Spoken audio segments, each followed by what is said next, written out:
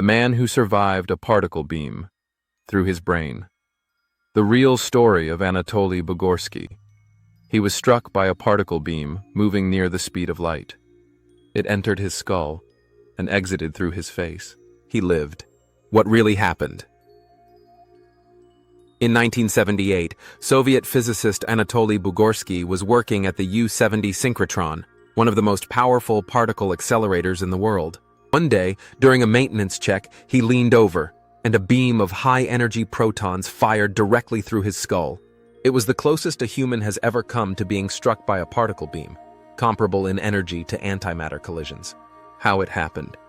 The beam entered behind his left ear and exited near his left nostril, instantly burning through his brain tissue. His face swelled, his skin peeled.